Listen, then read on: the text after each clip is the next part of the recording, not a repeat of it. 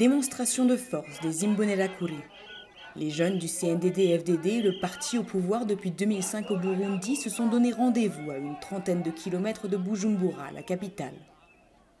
Objectif : mobiliser les troupes à un an de l'élection présidentielle dans ce petit pays de l'Afrique de l'Est où le parti au pouvoir est omniprésent.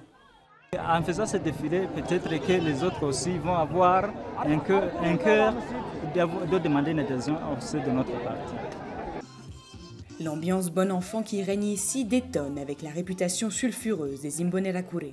Ils sont accusés de harceler la société civile et d'être impliqués dans des violences à caractère politique. Ce membre d'un parti d'opposition affirme être tombé dans une embuscade. Les Imbonerakure se sont jetés sur nous et nous ont frappés à coups de cornes de vache et de barres de fer.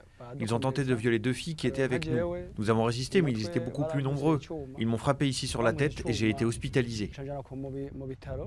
Selon lui, ces Imbonerakure n'ont jamais été inquiétés par les autorités. Du côté des responsables de la Ligue des jeunes qui revendiquent des millions de membres mais que l'on estime plutôt à des centaines de milliers, on minimise ces affrontements. Un Imbonerakure ou 2 Imbonerakure peuvent commettre un forfait quelque part.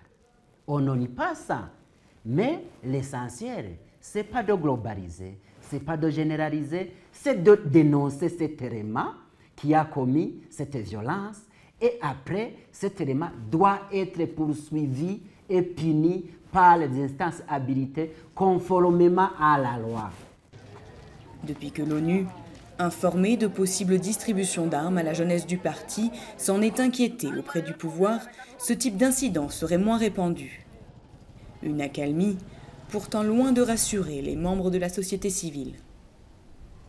Il y a risque que ces jeunes qui se comportent comme une 3e force de sécurité à côté de l'armée et de la police constituent finalement une milice. Et une fois qu'elle est armée, ça risque de dévier et de se comporter même comme les tristement célèbres Interahamwe qui ont occasionné le génocide au Rwanda. L'élection présidentielle doit se tenir en juin 2015. Beaucoup redoutent l'étincelle qui mettra le feu aux poudres dans un pays qui a été ravagé par une guerre civile de 13 ans jusqu'en 2006.